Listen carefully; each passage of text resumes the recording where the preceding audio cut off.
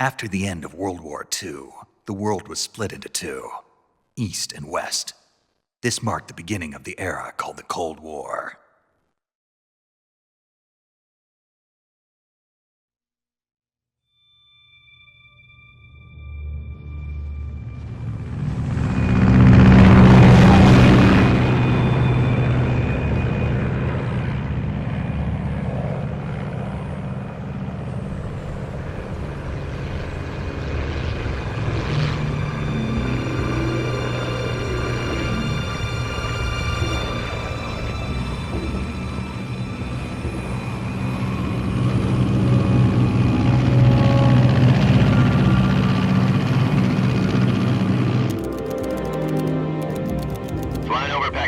Altitude 30,000 feet. Approaching Soviet airspace. 20 minutes to drop off. Commencing internal depressurization. Equipment check. Arm main parachute. All right. You ready to go? Drop zone still showing a high pressure mass. Cav okay. Good. We've got high visibility.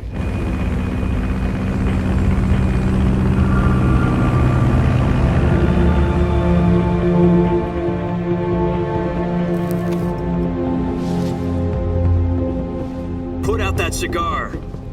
Connecting oxygen hose to interior connector. Put on your mask.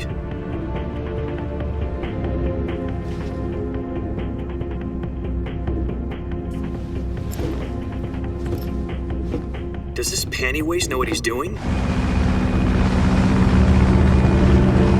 Approaching release point. 10 minutes to drop off. Hey, are you deaf? He said put out the cigar and put on your mask.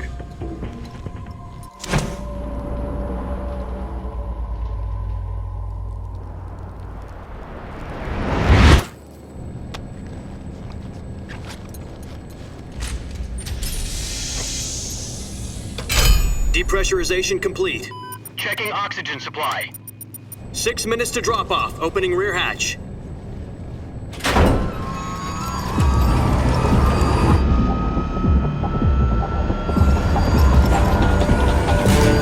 Sunrise.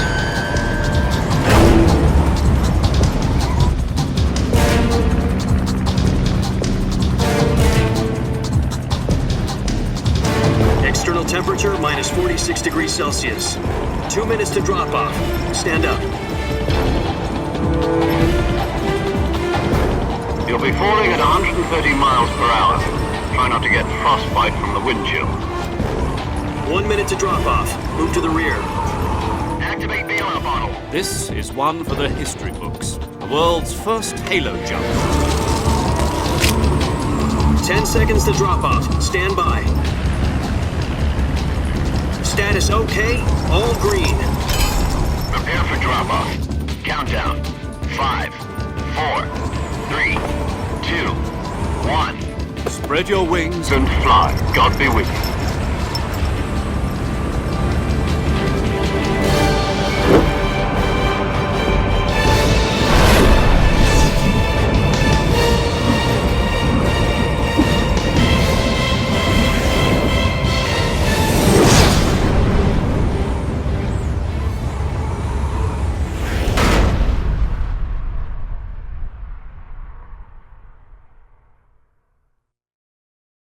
Jack, I've got some important news.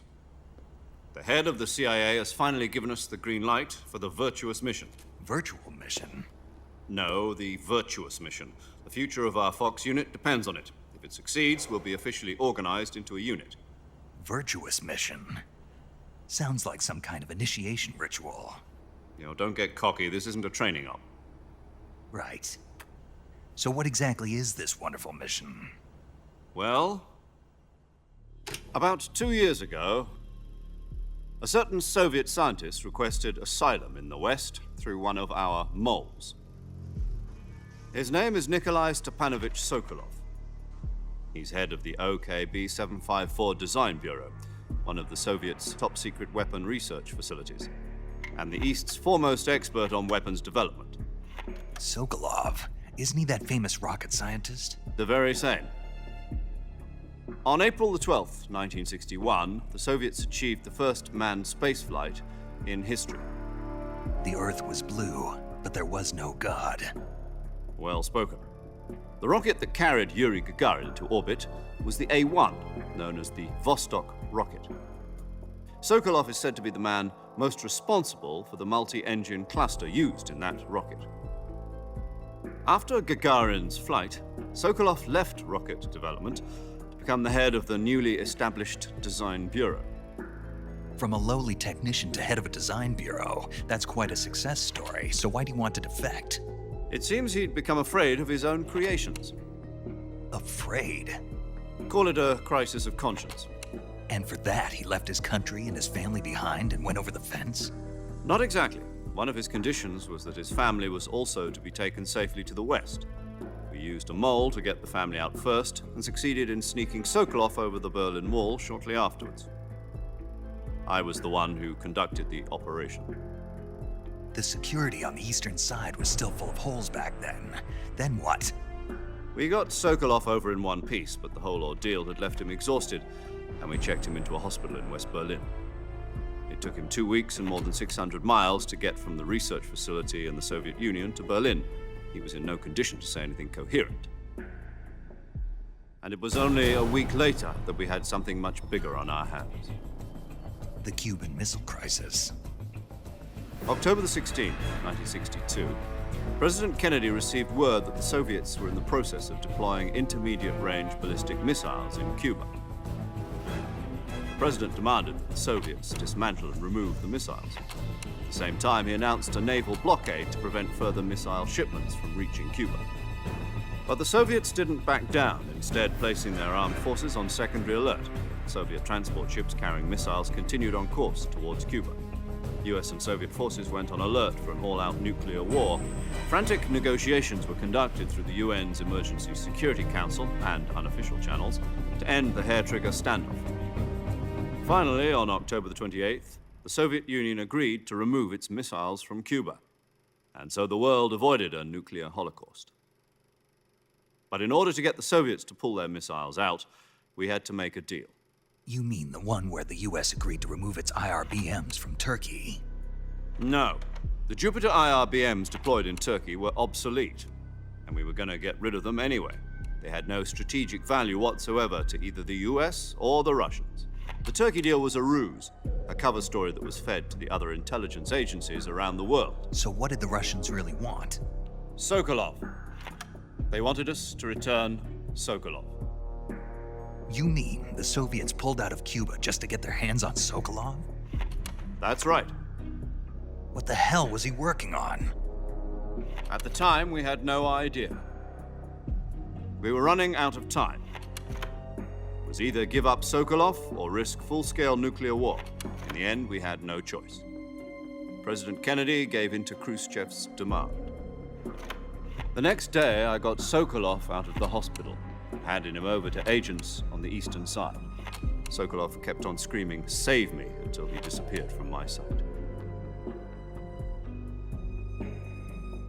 Then, a month ago, we received some new information from one of our moles. About Sokolov? Yes. He was taken back to the research facility and forced to continue working on the weapon in question under KGB supervision. What's more, it's on the verge of completion. So what kind of weapon is it? Something to do with space rockets? No, missiles. Same technology. I guess you're right. We don't know the details, but it appears to be a new kind of nuclear device. For half a year now, the Soviets have been conducting frequent nuclear tests at Semipalatinsk. Something to do with the weapon, I assume. We're talking about a secret weapon so big that Khrushchev was ready to pull out of Cuba to get it back. Is Sokolov still in the facility?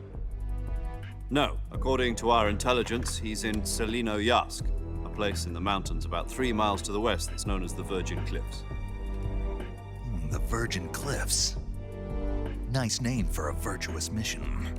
They moved him there just recently. Why? Apparently, they're conducting a field test of the weapon, but it's our best chance to get him back. This mission would never have been possible if he was still in the research facility. This is our last chance. Sokolov must have known that too when he contacted us.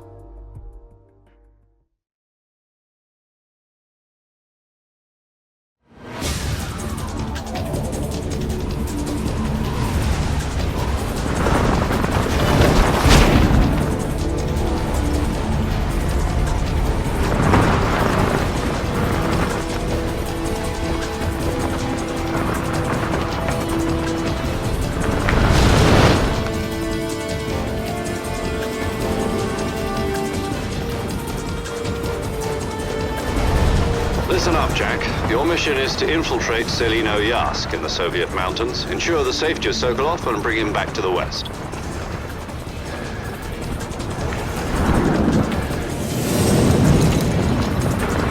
If we don't get Sokolov back before that weapon is complete, we'll be facing a major crisis. The clock is ticking.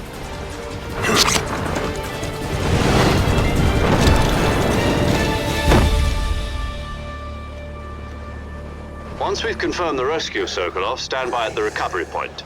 A recovery balloon will be dropped at that point. Helium will be pumped into the balloon to inflate it. The process takes about 20 minutes. Once it's complete, the gunship's arm will latch onto the balloon and pull it up.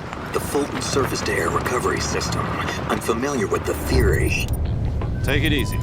It's been combat-proven. Do you think Sokolov is up to it? The shock will be less than during a parachute jump, and the arm can handle up to 500 pounds.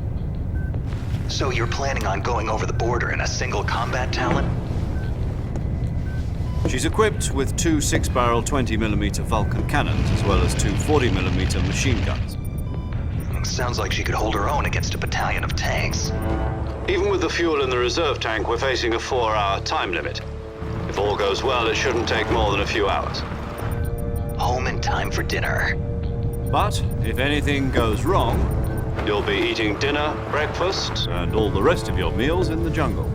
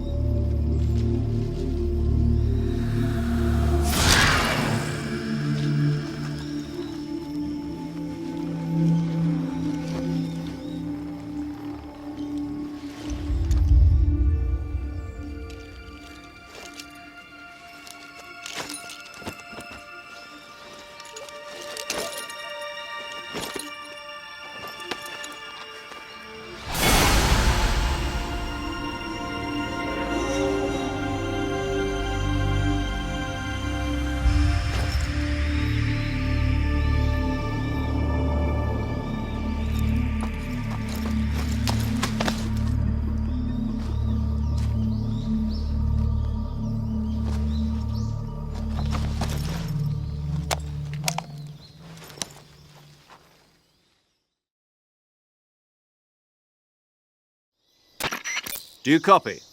You're already in enemy territory, and somebody might be listening in. From here on out, we'll be using code names to refer to each other. Your code name for this mission will be Naked Snake. I'll be referring to you as Snake from now on. You're not to mention your real name. Snake? What, you don't like snakes? What do you mean? You've eaten one before, haven't you? In survival training. I'm glad to hear that. I don't know if I'd ever order one in a restaurant, but... Be careful, you might not have a choice. What about you, Major? What should I call you? Let's see. I'll be Tom.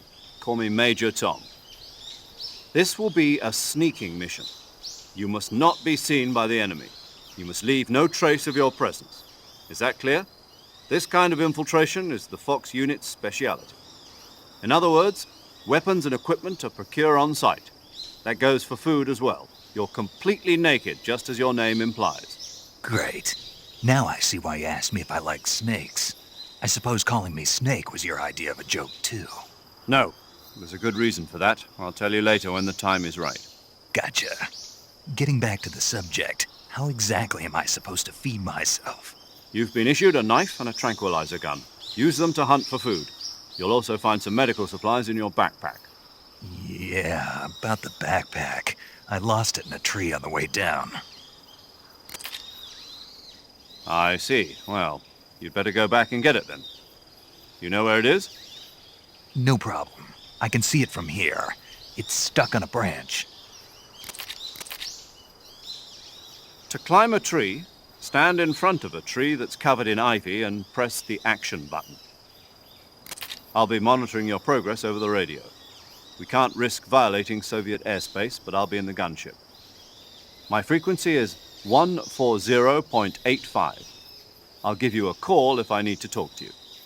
If you need to talk to me, use the send function. Okay, Snake, go get your backpack.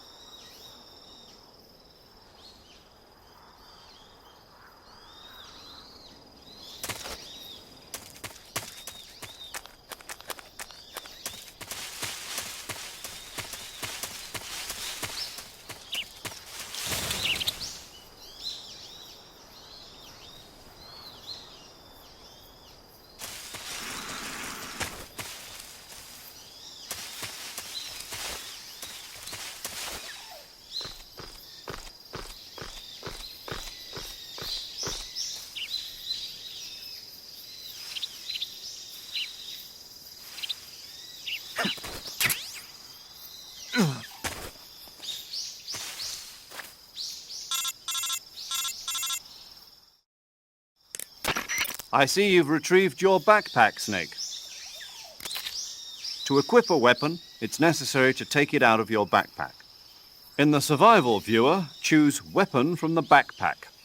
Your available weapons will be displayed in a window in the upper left. From that list, choose the weapon you want to equip and press the Enter button. For other equipped items, just do the same thing from Item. Got it. Use the survival viewer backpack. Yep, that's right. Survival is fundamental to this mission. After you've been out in the field for a while, your stamina will start to drop. If your stamina gets too low, it'll affect your performance. You won't be able to shoot accurately, for example, and your wounds won't heal as smoothly. Keep an eye on your stamina so you don't run out. To recover lost stamina, you can hunt for local flora and fauna. You can use either your tranquilizer gun or your knife to hunt. My only weapon is a Mark 22 Hush Puppy tranquilizer gun? That's right. It's been fitted with its own suppressor. However, the suppressor will deteriorate every time you fire. Once its durability reaches 0, the noise suppression effect will be gone. So don't get too trigger-happy with it. The suppressor's durability is shown in the icon. Any weapons and equipment beyond what you're carrying now, you'll have to find as you go. I have to find my own weapons and equipment? Whose crazy idea was this anyway? Solo covert actions are standard Fox operating procedure. You can't leave any traces of your presence. No weapons, equipment, footprints, sweat, or bodily waste. The same goes for bullets and cartridges, too. Your presence in enemy territory is already a violation of international conventions of warfare. There aren't supposed to be any American soldiers in Russia. It could spark an international incident. You can't let anyone see you. You can't let the enemy know you're there. This is a stealth mission. You're a ghost, Snake, in every sense of the word. And there'll be no rescue if you're captured. The military and US government will deny any involvement in the affair. Then I'll just have to take care of myself, huh? I'm afraid so. You've been given a fake death pill for that purpose. SIS guidelines stipulate that soldiers on covert ops like this one be issued a potassium cyanide capsule.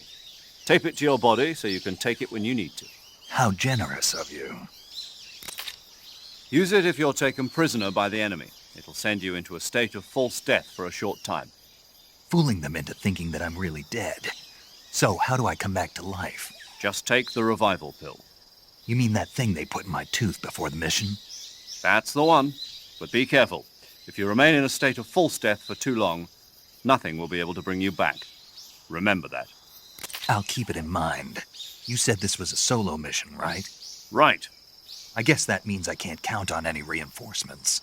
Correct. The mission rests entirely in your hands. A real one-man army. Relax. There's a support team ready to back you up over the radio. Who? I'll introduce them to you. This time, survival is of utmost importance.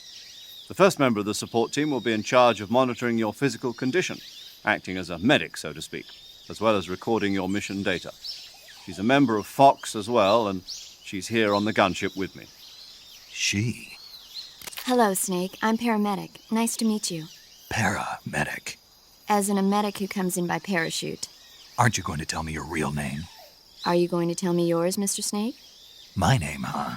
It's John Doe. And they call you Jack for short. You're a regular Captain Nemo. A name means nothing on the battlefield. After a week, no one has a name. What's your name? Jane Doe. Very funny. I wasn't joking, but I'll tell you my name only if you manage to make it back alive. My frequency is 145.73. She's also in charge of recording your mission data. Whenever you want to save, send a message over the reserved save frequency, 140.96. So saving lets me record my mission data. That's right. It also records the state of your health. Good to know. There's one more person I want to introduce you to, Snake. Huh? Speaking of snakes, you remember the boss, don't you? A legendary soldier and your mentor. Actually, it was the boss that got the DCI's authorization in the first place. She's going to be serving as Fox's mission advisor. Boss is? She also helped me plan this mission. She and I were at SAS together. Jack, is that you? How many years has it been? Boss? That's right. It's me. Talk to me. Let me hear your voice. It's been 5 years, 72 days, and 18 hours. You've lost weight. You can tell just by the sound of my voice. Of course I can. I know all about you. Really? Well, I don't know anything about you. What's that supposed to mean? Why'd you disappear on me all of a sudden? I was on a top-secret mission. You didn't need me anymore. But there were still so many things I wanted you to teach me. No, I taught you everything you needed to know about fighting techniques. I taught you all I could. The rest you needed to learn on your own. Techniques, sure. But what about how to think like a soldier? How to think like a soldier? I can't teach you that. A soldier needs to be strong in spirit, body, and technique. And the only thing you can learn from someone else is technique. In fact, technique doesn't even matter. What's most important is spirit. Spirit and body are like two sides of a single coin. They're the same thing. I can't teach you how to think. You'll just have to figure it out for yourself. Listen to me, Jack. Just because soldiers are on the same side right now doesn't mean they always will be. Having personal feelings about your comrades is one of the worst sins you can commit. Politics determine who you face on the battlefield. And politics are a living thing. They change along with the times. Yesterday's good might be tomorrow's evil. Is that why you abandoned me? No, it had nothing to do with you. I already told you, Jack. I was on a top-secret mission. A soldier has to follow whatever orders he's given. It's not his place to question why. But you're looking for a reason to fight. You're a natural-born fighter, but you're not quite a soldier. A soldier is a political tool, nothing more. That's doubly true if he's a career soldier. Right and wrong have no place in his mission. He has no enemies and no friends. Only the mission. You follow the orders you're given. That's what being a soldier is. I do whatever I have to get the job done. I don't think about politics. That's not the same thing.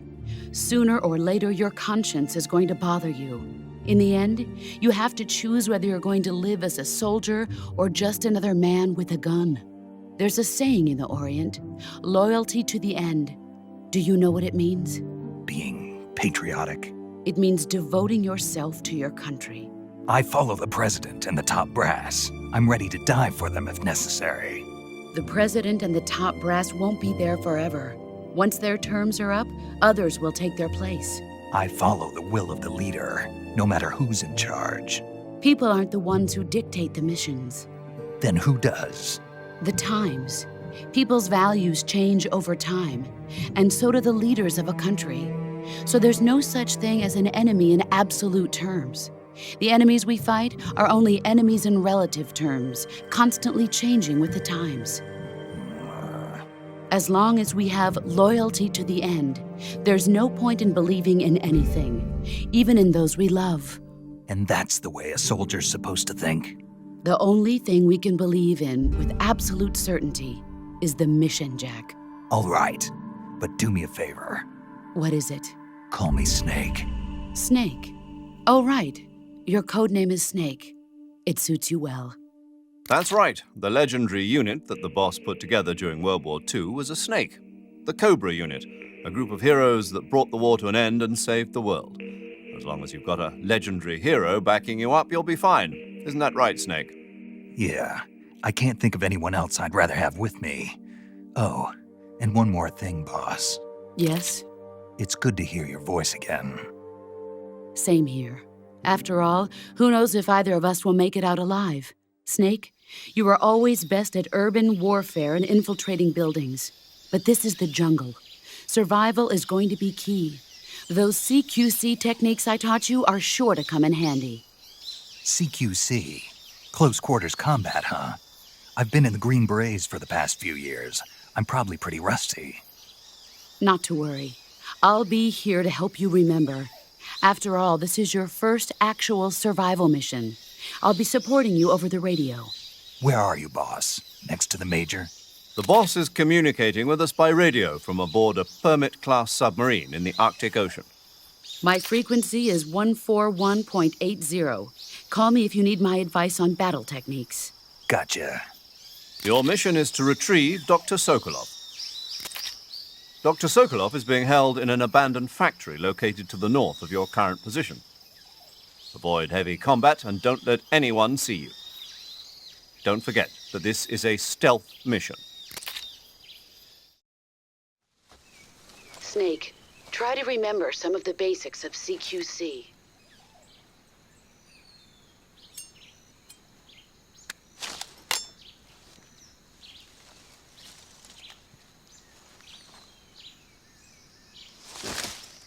Commencing virtuous mission now.